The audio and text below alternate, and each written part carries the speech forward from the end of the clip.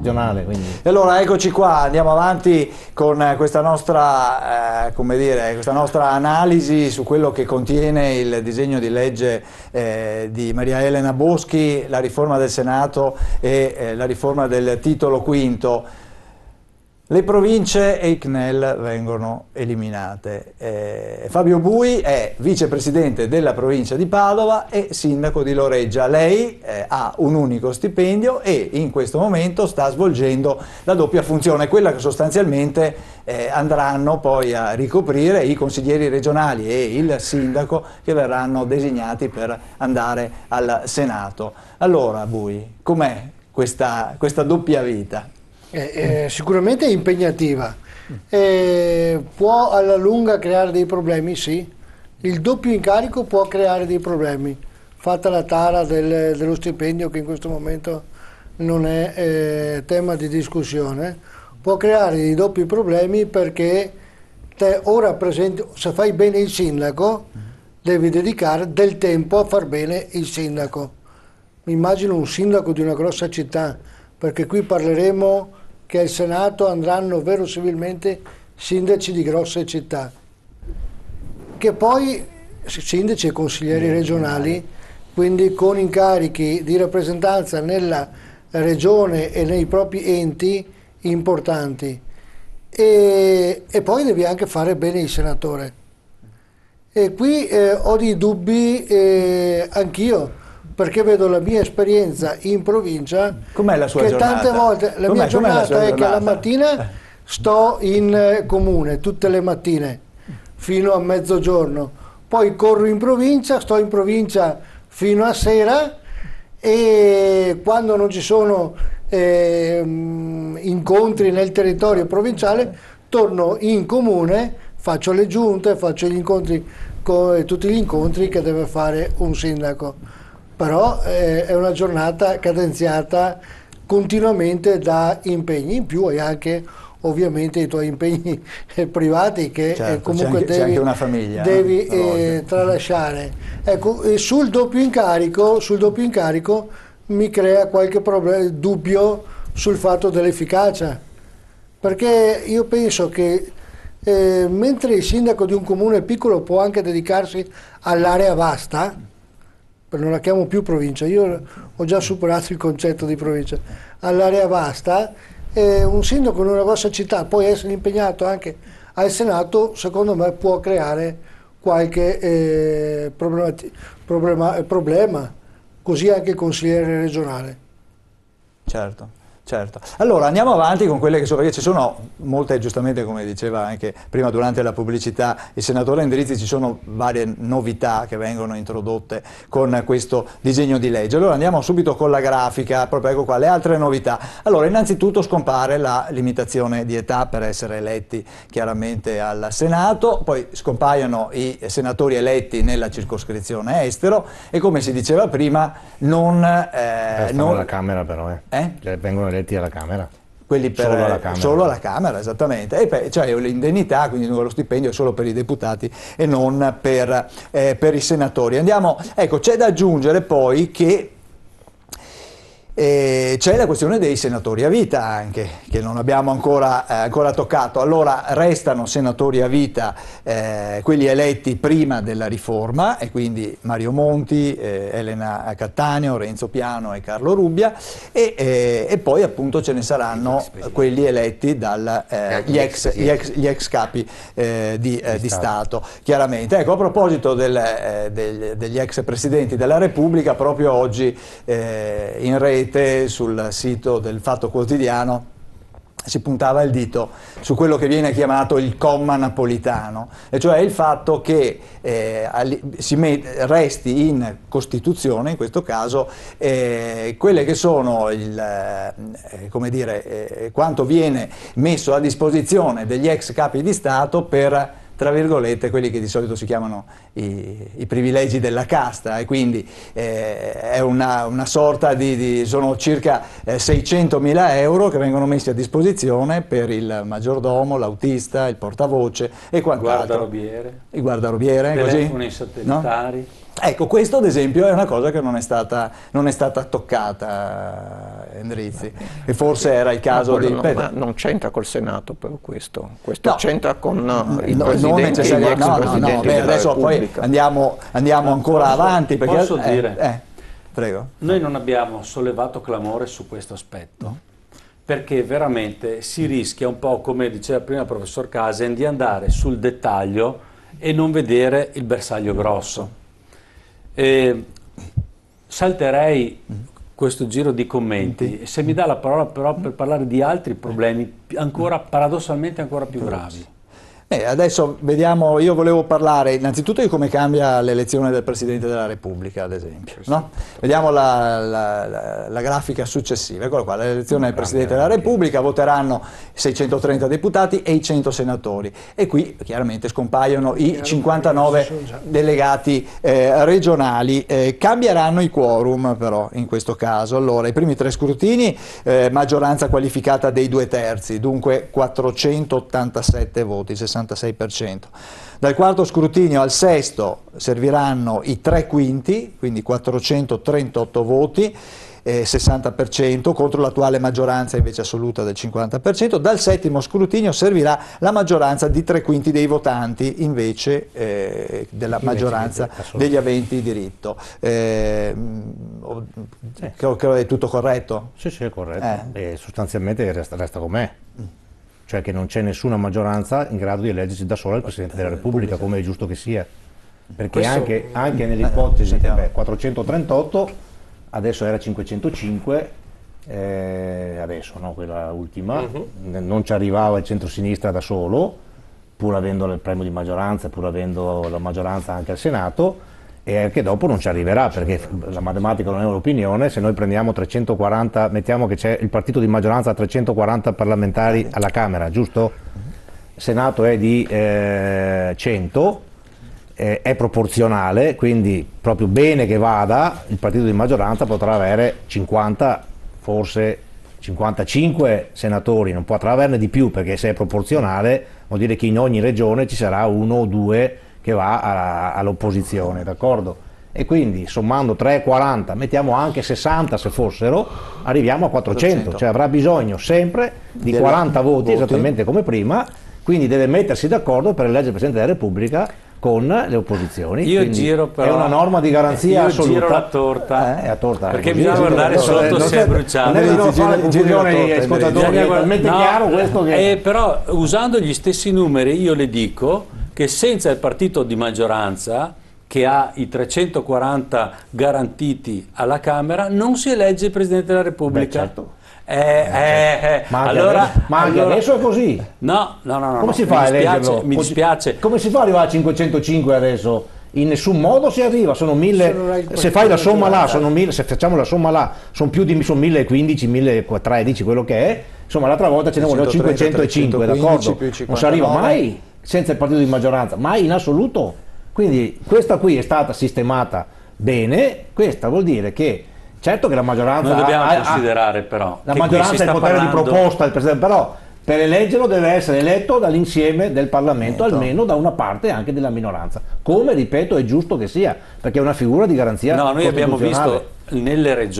Abbiamo visto nelle regioni fasi storiche nostre dove c'è stata una netta prevalenza di un partito, altre fasi in cui c'è stata una netta prevalenza di un altro. Quindi noi dobbiamo aspettarci che quei 60 che lei dice possano aumentare. Qual è il punto? Che la discrepanza di numero tra i 630 e i 100 ci sta dicendo che nel nuovo Parlamento, nell'elezione del Capo dello Stato, il partito di maggioranza, che potrebbe essere un partito di maggioranza relativa, molto relativa, perché col sistema del ballottaggio può diventare maggioranza un partito col 25% dei voti, capisce? Noi diamo un potere di interdizione a quel partito dove non si può eleggere il presidente senza il parere di quello. E le faccio un esempio perché l'abbiamo fatto anche in aula. Poniamo il Movimento 5 Stelle, 20%. 33, qual è la percentuale che si attribuisce adesso al Partito Democratico? Al ballottaggio vinciamo noi. Noi col 20% ci troviamo i 340 deputati, cioè il 54%, a parte il fatto che andiamo incontro alle stesse obiezioni che la Corte Costituzionale ha sollevato cassando il Porcellum, per cui abbiamo dei timori che questo potrebbe gettare su tutte le nostre istituzioni una vergogna colossale, che ancora una volta siamo andati a ripercorrere lo stesso errore. Ma a parte questo, stiamo dando a un partito che avrebbe un seguito minoritario nel Paese la possibilità di dire non si fa nessun presidente se non lo dico io. Il presidente deve essere di tutti. Questo potere noi non lo vogliamo, ma non perché non lo vogliamo noi, non vogliamo che lo abbia nessuno. Questo è garanzia. Un partito dovrebbe fare le leggi quando è all'opposizione pensando di diventare maggioranza, ma quando è in maggioranza dovrebbe pensare di essere opposizione. Questo garantisce l'equilibrio, perché poi il Presidente della Repubblica nomina un terzo della Corte Costituzionale. Però, un terzo lo eleggono le Camere e a quel punto, quando è militarizzata la Corte Costituzionale, si toccano le tasche dei cittadini. È questo che voglio dire. Infatti democrazia non è poesia, democrazia vuol dire anche garanzia di benessere. Perché oggi la Corte Costituzionale ha sancito e cassato la legge che bloccava l'indicizzazione delle pensioni. Oggi delle persone si vedono riconosciuto un diritto economico, ma un domani che la Corte Costituzionale è in mano al partito di maggioranza del governo, queste scelte siamo sicuri che verranno ancora fatte. Viene eletta comunque sia dalla Camera che dal Senato con forme di garanzia la Corte. Abbiamo appena scritto in Costituzione, che anzi per evitare quel problema lì dei 630 e dei 100, che eleggendo insieme avrebbero chiaramente privilegiato la maggioranza della Camera. Allora lo stesso vale anche per il Presidente. No, ma come, vede che viene ma come lei sa, lei avrebbero privilegiato. Abbiamo stabilito che, chiaro, è anche stata questa una modifica al Senato nell'ultima lettura, che sono 5 quelli che 3 li elegge la Camera, sempre con una maggioranza forte, qualificata, e 2 li elegge il Senato, sempre con maggioranza. Quindi una parte di nome del Presidente della Repubblica, una parte di nome della Camera, una parte del Senato. Al Senato potremmo avere quella situazione dove le regioni, è successo già in alcune fasi storiche, sono prevalentemente di un colore politico. Ma essendo la maggioranza qualificata sarà difficilissimo, bisogna proprio che ci sia che in tutte le regioni, ma in ogni caso sono proporzionali, insisto. Quindi non si verifica questa cosa. Sono proporzionali quelli del Senato. Scusate un attimo. Allora, innanzitutto inviterei a fare gli interventi brevi, perché abbiamo anche telespettatori che vogliono intervenire. Quanti senatori del Movimento 5 Stelle ci sarebbero con la vostra riforma?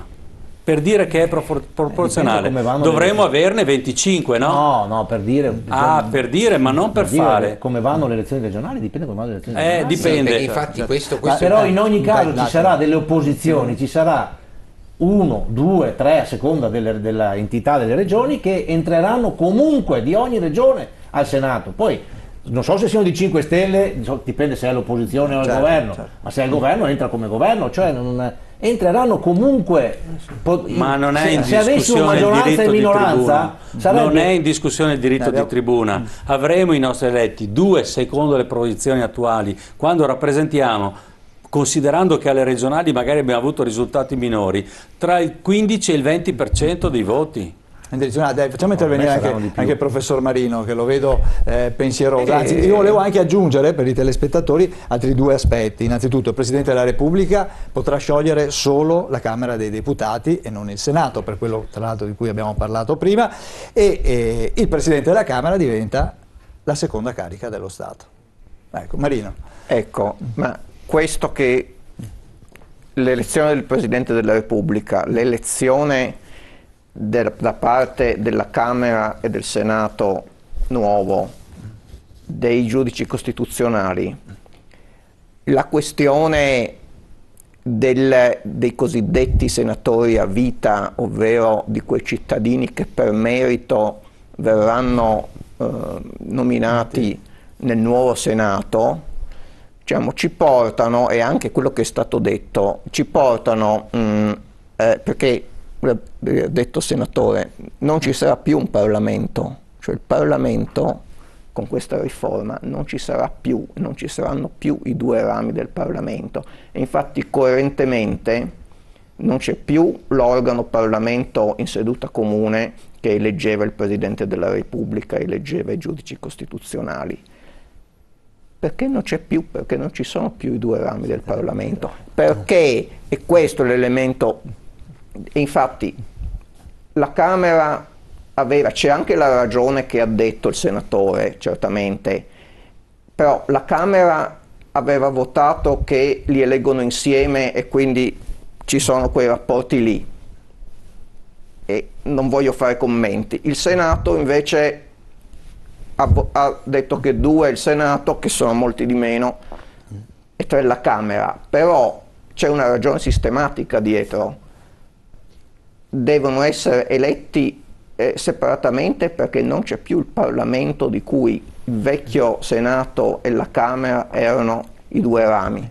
La Camera dei Deputati diventa quella che tradizionalmente era la Camera Alta e che prima era il Senato, di cui il Presidente era supplente del Presidente della Repubblica in caso di impedimento. Certo. Ma adesso, ma allora perché cioè, è strano, diciamo, che questi senatori a vita che però durano 7 anni che sono cittadini, vengono che per meriti nel Senato vengono delle inseriti Regioni. nella Camera meno importante, che non è neanche una Camera, perché obiettivamente il Parlamento viene abolito, il Parlamento con 2 rami viene abolito, ci sono solo la Camera dei Deputati e il Senato delle Regioni, delle autonomie territoriali, che però è stato abolito il Senato, cioè sarebbe stato meglio chiamarlo in un altro modo. Cioè, quando fu fatta col fascismo la Camera dei Fasci delle corporazioni, Bottai aveva detto non si può chiamare la Camera perché quella non è una Camera, non è una Camera dei Deputati, è una cosa completamente diversa. Questo Senato non è il Senato della Repubblica che c'era prima, o il Senato del Regno, certo, quello che c'è stato nella storia costituzionale italiana. Una cosa completamente diversa.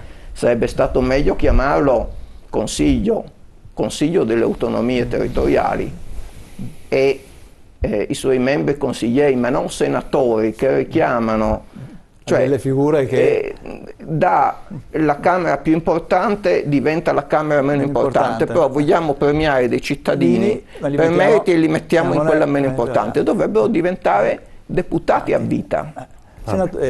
Professor chiedo scusa della provocazione. Professor Casven, cosa dice di questa osservazione del professor Marino? Sì, esprime una impressione, perché ancora credo che molti non riescono a c'è una difficoltà, ma infatti l'analisi è corretta. Ma si sta complicando molto il meccanismo, al punto tale che il cittadino forse non riesce a percepire quel meccanismo molto semplice, forse troppo perfetto, come si diceva prima.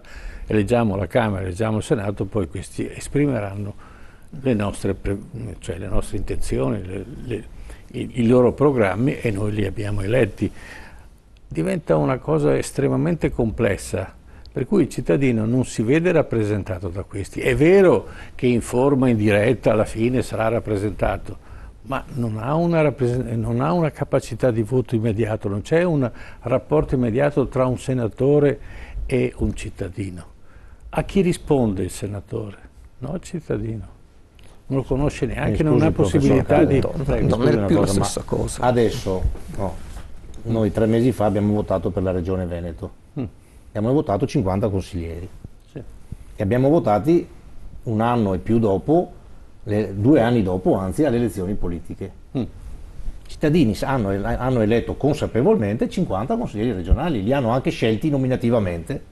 Punto. Dopo sceglieranno ancora 50 consiglieri regionali, di cui sceglieranno dentro questi 6 che andranno a rappresentare il Veneto nel Senato delle Autonomie. Io concordo che il nome poteva anche essere Camera delle Autonomie o qualcosa del genere, ma non importa. Non ma dove anche adesso c'è la simmetria. Dal punto di vista delle elezioni politiche eleggeremo solo la Camera dei Deputati. Perché quella è la Camera politica che dà la fiducia al governo e che quello che dicevamo in garantisce. apertura di trasmissione. Però, Poi la legge elettorale la fanno insieme e si fa la legge elettorale Allora, solo come vuole il Presidente del Consiglio e la sua maggioranza. ma anche questo è non un vero. altro grosso rischio. Ma anche questo non è vero. La legge Come elettorale non è vero? c'è già la legge elettorale. Il Senato diventa un contrappesino inutile, La legge insufficiente. elettorale per scegliere si farà in questa legislatura dalle due Camere come sono adesso, No, io Camera e sto Senato parlando come sono adesso. fra L'altra legge elettorale l'abbiamo... 5 anni la legge elettorale sarà nelle disponibilità del Presidente del Consiglio. Si rende conto di cosa vuol dire?